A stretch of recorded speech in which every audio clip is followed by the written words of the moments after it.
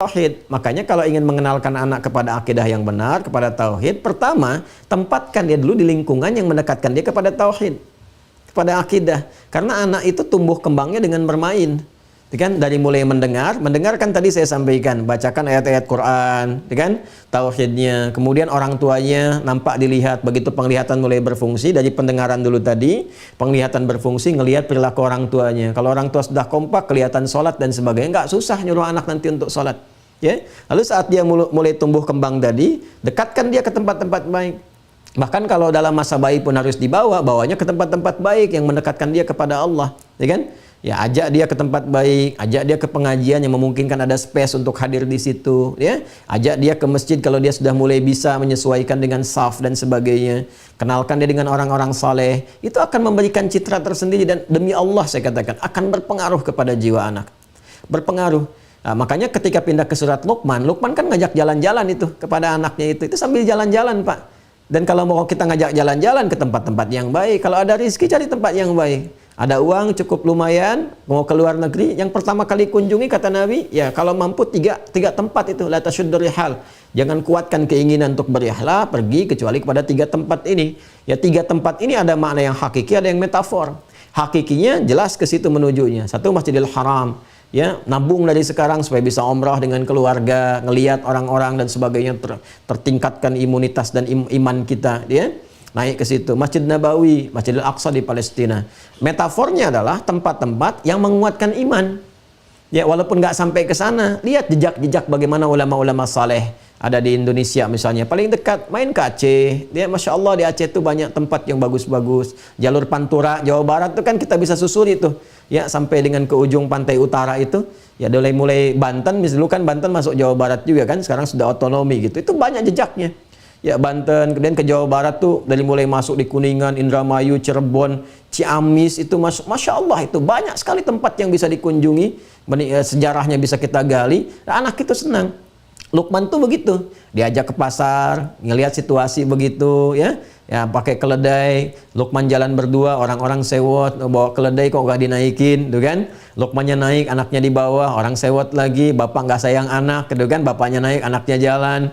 Nah, naik lagi, anaknya dinaikin, bapaknya jalan, orang sewot lagi, anak ini nggak punya bakti sama orang tua, anak durhaka, anaknya naik keledai, bapaknya paksa jalan, gitu kan? Lalu itu ada hikmah di situ ngobrol. Nah, di ngobrol ini ada diskusi-diskusi.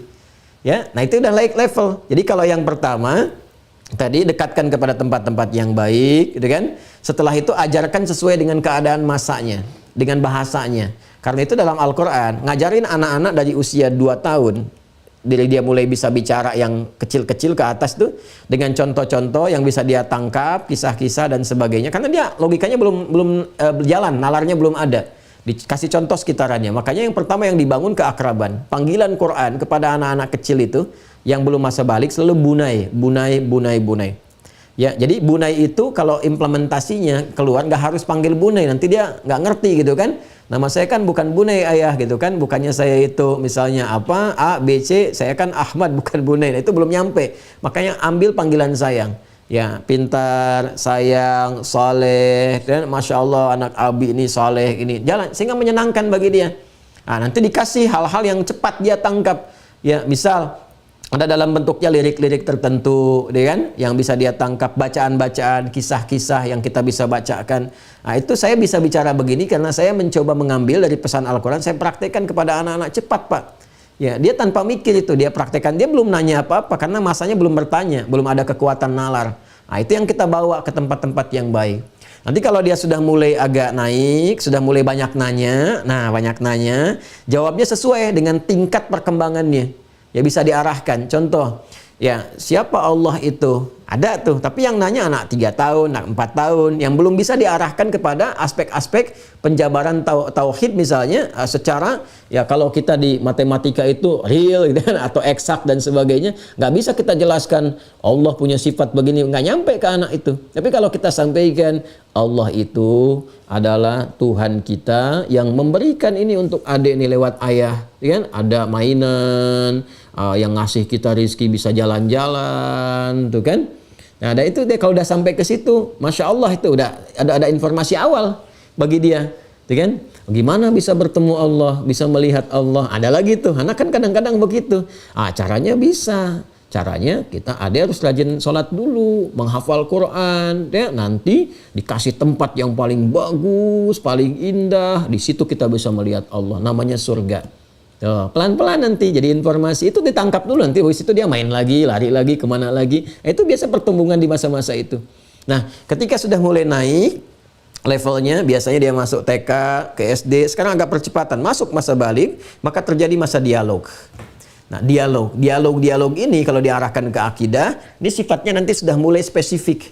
Ya, misal Luqman kepada anaknya, ketika dia mulai naik ayat 13 ya kan tadi saya katakan, mulai ayat 13. Ya, wa idz qala Luqmanu libnihi wa huwa ya'idhuhu ya bunayya la tusyrik billah. Sudah mulai naik. Ya, nah jangan sampai ya syirik kepada Allah Subhanahu wa taala. Begitu nalarnya sudah mulai naik, dijelaskan ya sesuai dengan kemampuan dia menangkap. Ya, Allah selama ini yang memberikan kasih sayang kepada adik lewat ayah, menjaga, memberikan kebutuhan hidup kita nyaman sampai dengan sekarang, itu harus disyukuri. Ya, jangan sampai kita bermaksiat, kemudian kita berbuat tindakan yang salah kepada Allah. Nanti semua kenikmatan ini kalau dicabut kita sendiri yang rugi, ya kan? Nah, nanti kan dia bertanya bagaimana caranya. Kita tunjukkan seperti kan yang paling gampang itu karena dia sudah ke spot-spot ibadah tadi, sudah melihat orang, sudah dipraktekkan dari kecil, dia mudah menerima itu. Mudah dia tangkap. Jadi kita nyuruh sholat juga enak, ya kan? Nah, nanti kurangi sayangnya. Tadi kan bunai ya, kurangi sayangnya, masukkan perintah. Itu levelnya SD di kelas sudah 4, 5, 6 sampai ke SMP ya, kelas kedua lah. Nah, itu masukkan perintah. Jadi sayang dikurangi, perintah dimasukin. Dan dilatih dengan perintah-perintah tertentu. Biasanya orang tua dulu diberikan tugas untuk buang sampah, diberikan tugas untuk misalnya ngepel tertentu, itu perintah. Ya, sebab kalau perintah nggak masuk, sayang diperbanyak, nanti anaknya manja. Itu bermasalah nantinya. Harus dengan sesuatu aja membiasakan dia dikasih, baru dikerjakan. Itu repot nantinya. Ya, jadi begitu nanti perintah sudah berimbang dengan tetap nilai sayang, supaya dia tidak tertekan, ada nilai sayangnya, ada perintahnya, naik dia kedewasaan maksimal, ya seperti dalam level kelas 3 SMP atau sudah mau masuk SMA, nah itu sudah jadi teman untuk berdialog. Itu yang dilakukan Nabi Ibrahim. Itu yang dilakukan Nabi Yakub kepada Yusuf alaihi wassalam, ya. Nabi Ibrahim kan ketika bermimpi, Nabi Ismail ini diajak dialog kan? Ya bunayya inni ara fil manami anni adbahuka fanzur madza tara. Nah, bapak itu melihat dalam mimpi bapak nyembelih kamu. Menurut kamu bagaimana? Ya, Nabi Ibrahim kalau mau bisa dikerjakan karena beliau menyadari beliau itu nabi, rasul, udah pasti benar. Gampang kan beliau bilang, "Nah, siap-siap. Kemana Pak? Sembelih." Kan Nabi, ya kan? Bapak udah dapat perintah, ya siapin pisau, tajamkan, siap sembelih. Tapi tidak begitu kan? Yang dibangun adalah dialog. Nah, Bapak tadi mimpi begini. Sehingga ketika didialogkan, anak merasa dihargai. Nah, anak usia segitu itu mencari identitas, mencari pengakuan. Sehingga kalau dia nggak dapat pengakuan di keluarga, dia akan cari keluar.